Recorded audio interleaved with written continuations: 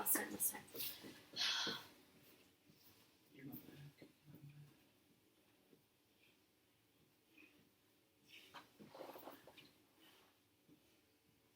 It can be really bad there, okay? Okay, 1, 2, 3. Here you go, Abraham.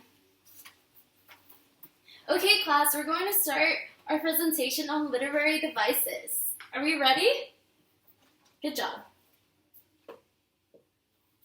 So what are literary devices?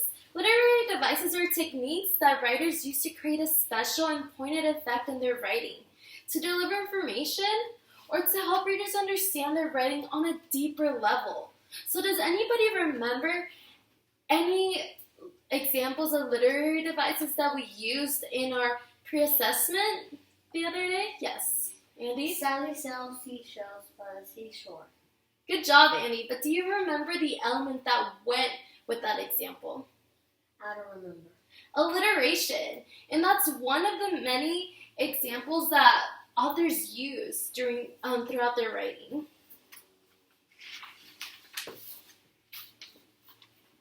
So why are literary devices important?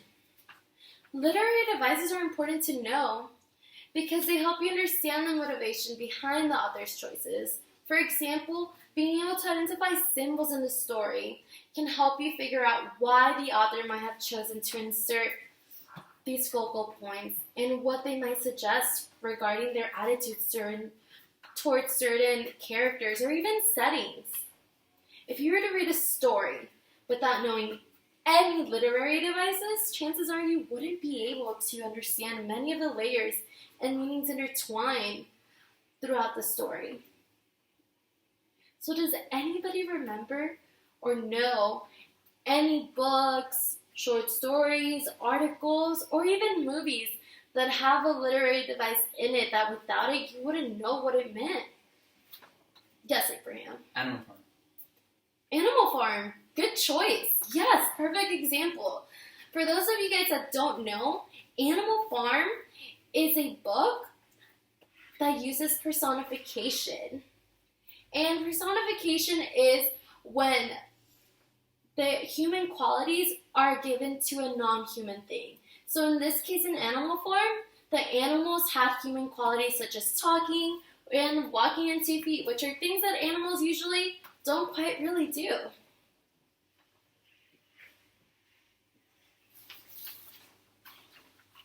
So now that we've gone over why we should spend more time learning literary devices, let's look at some of the most important literary elements to know.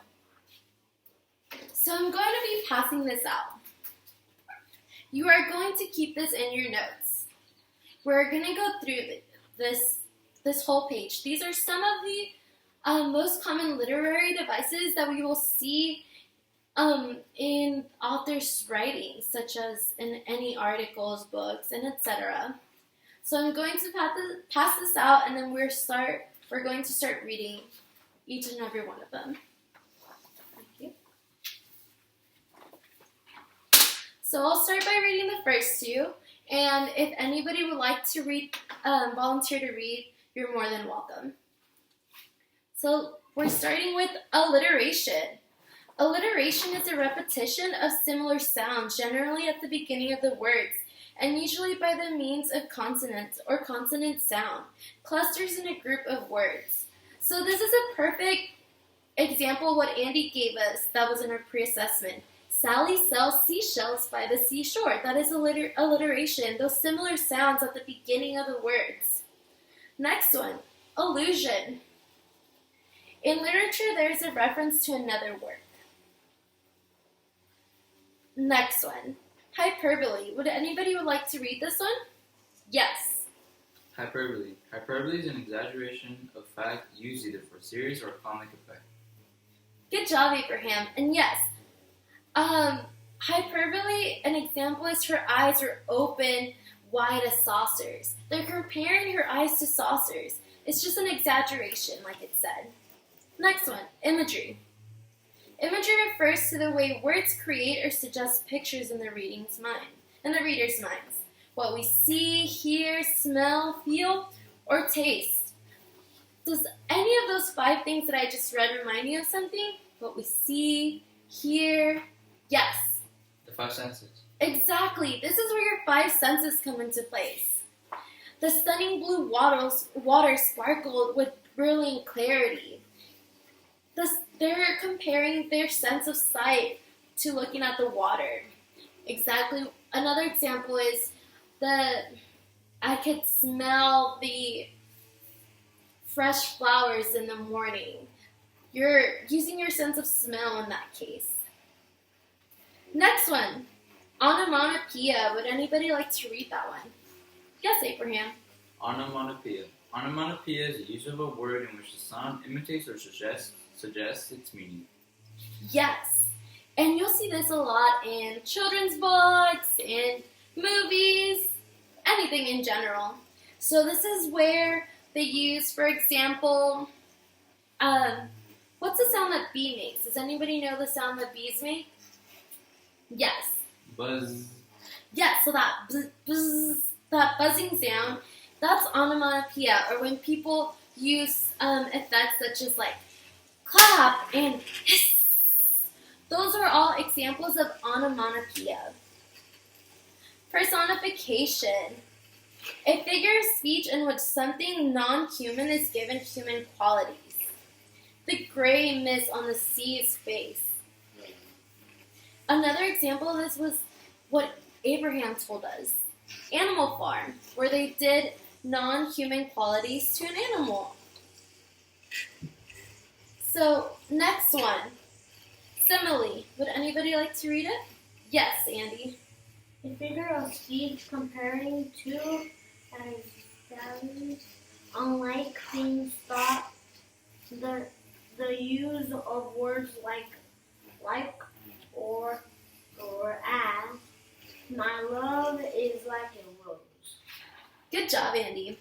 Simile. A figure of speech comparing two essentially unlike things through the use of words like or as. Example, my love is like a rose. They're comparing their love to a rose using the words like or as. Next one, symbol. Any object, person, place, or action that has meaning in itself and that also stands for something larger than itself, such as quality, an attitude, a belief, or even value. Such as a rose is often a symbol of love, just how we saw that it was compared in simile. Good job, you guys. Remember to put this on your notes. So now that we've gone over some of the most common literary elements that we will see, we're now going to see how the authors use them in a short story.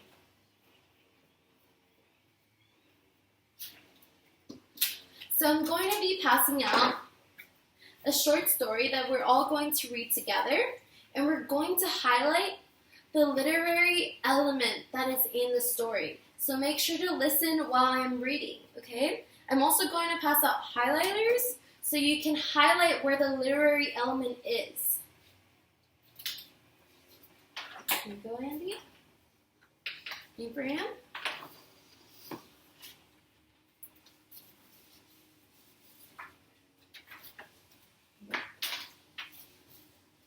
And remember, if you can't see, it is always up in the board. Are we ready to begin?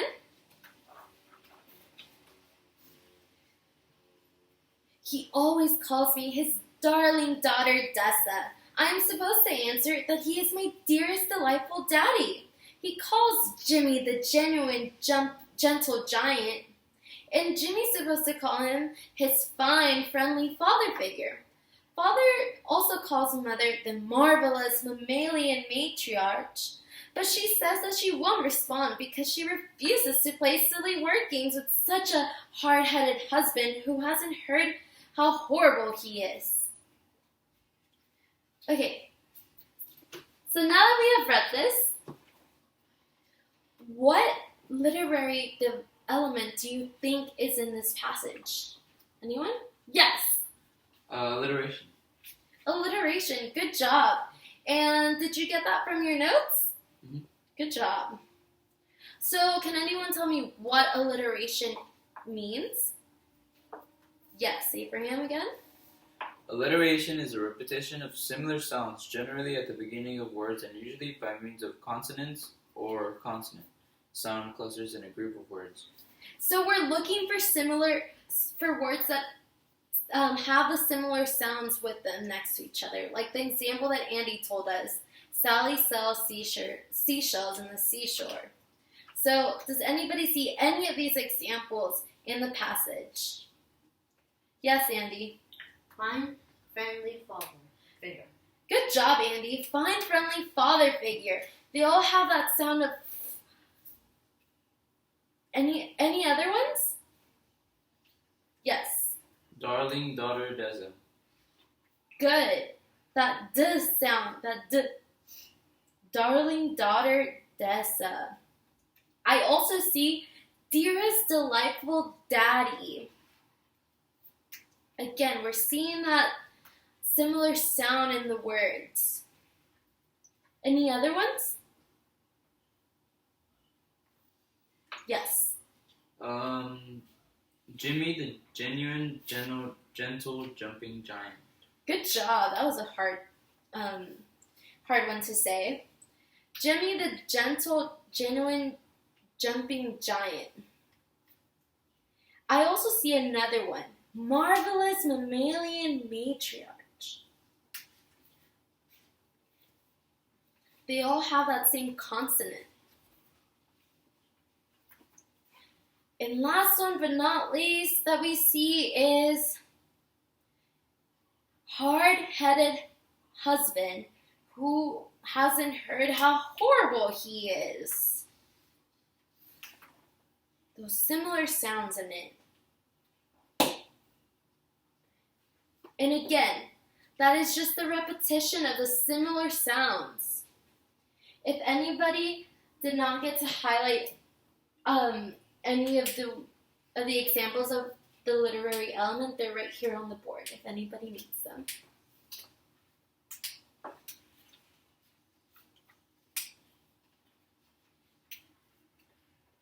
Good job, everyone. You can put those in your notes as well, just as an example or a reference.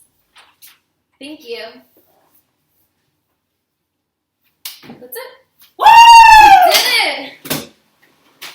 We did it! Let's go! Hola, ma!